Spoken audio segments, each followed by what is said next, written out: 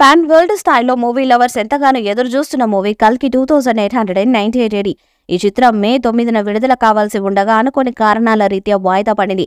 అమితాబ్ బచ్చన్ పుట్టినరోజు సందర్భంగా ఆయన పాత్రను వివరిస్తూ ఒక వీడియోను విడుదల చేశారు. అందులో అమితాబ్ చేయబోయేది మహాభారత కాలానికి చెందిన ద్రోణాచార్యుడి కుమారుడు అశ్వత్థాముడి పాత్ర అనే విషయాన్ని వెల్లడించారు. అయితే ఆ వీడియోలో కొన్ని విషయాలు గమనించారా? అశ్వత్థాముడి నుదుటిన ఒక గాయం ఉంది, అలాగే శరీరం నుంచి రక్తం కారుతుంది.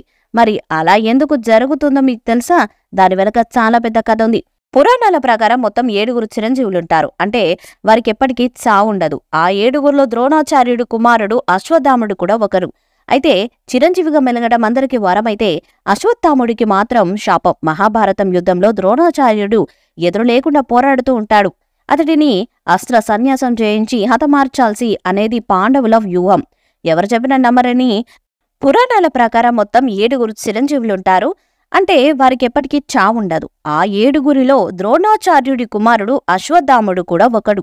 అయితే చిరంజీవిగా మెలగటం అందరికీ వరమైతే అశ్వత్థాముడికి మాత్రం శాపం. మహాభారత యుద్ధంలో ద్రోణాచార్యుడు ఎదురు లేకుండా పోరాడుతూ ఉంటాడు. అతడిని అస్త్ర సన్యాసం చేయించి హతమార్చాలి అనేది పాండవుల వ్యూహం. ఎవరు చెప్పినా నమ్మరని ధర్మరాజుతో అశ్వత్థామ హతహ కుజరహ అనిపిస్తారు. అప్పుడు ద్రోణుడు అస్త్ర సన్యాసం చేస్తాడు. అలా ద్రోణాచార్యుడిని హతమారుస్తారు. తండ్రి మరణ వార్త తెలుసుకున్న అశ్వత్థాముడు కోప్రోదిక్తుడు అవుతాడు. పాండవుల సైన్యంలో దొరికిన వారిని దొరికినట్లు హతమారుస్తూ ఉంటాడు. అర్జునుడు, కర్ణుడు తర్వాత ఎక్కువ మందిని చంపింది అశ్వత్థామే. అయితే రాత్రిపూట పాండవులు నిద్రిస్తున్న స్థావరాన్ని లక్ష్యంగా చేసుకుని అశ్వత్థాముడు దాడి చేస్తారు. ఆ దాడికి ముందే పసిగట్టిన కృష్ణుడు పాండవులను తప్పిస్తాడు.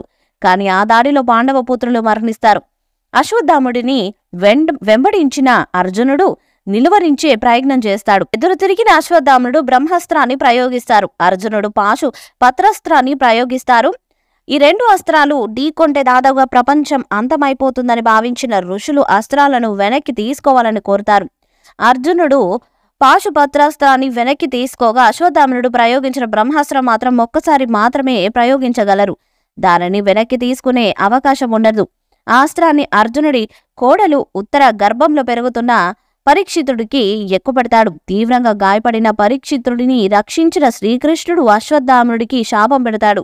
3000 సంవత్సరాలు చావు లేకుండా, శరీరం మొత్తం గాయాలు, రక్తం కారుతూ, నిద్రాహారాలు లేకుండా ఒంటరిగా జీవించాలని శపిస్తారు.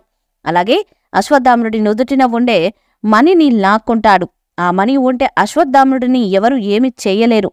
అలాగే అన్నపానీయాల అవసరం కూడా లేదు. అలా కృష్ణుడి శాపంతో అశ్వత్థాముడు శరీరం మొత్తం గాయాలు, రక్తం కారుతూ ఉంటాడు. కల్కిలో ఆ అశ్వత్థాముడి పాత్రని చూపించారు.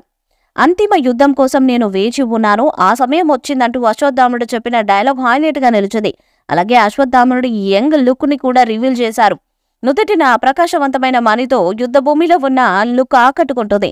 కల్కి 2898 చిత్రాన్ని పురాణ ఇతిహాసాల నేపథ్యంలో తీస్తున్న విషయాన్ని ఇప్పటికే నాగశ్విన్ ప్రకటించారు.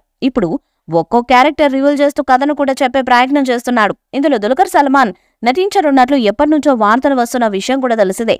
గతంలో దుల్కర్ దీని గురించి మాట్లాడుతూ, ఈ విషయం గురించి నేనిప్పుడు చెప్పాలనుకోవడం లేదు. కల్కి సెట్స్ చాలా అద్భుతంగా ఉన్నాయి. ఇలాంటివి దర్శకుడు నాగశ్విన్ మాత్రమే డిజైన్ చేయగలడని అన్నారు.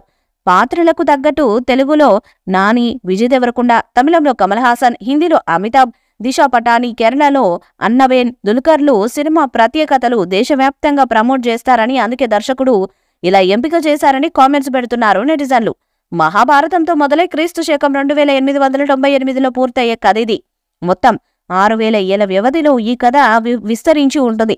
గతం భవిష్యత్తుతో ముడిపడి ఉంటుంది కాబట్టి అందుకు తగ్గట్లుగా భారతీయులను ప్రతిబింబించేలా సరికొత్త ప్రయత్నాలు సృష్టించారు నాగశ్విన్. కల్కి సినిమాపై మీ అభిప్రాయాన్ని కామెంట్ బాక్స్ లో తెలియజేయండి.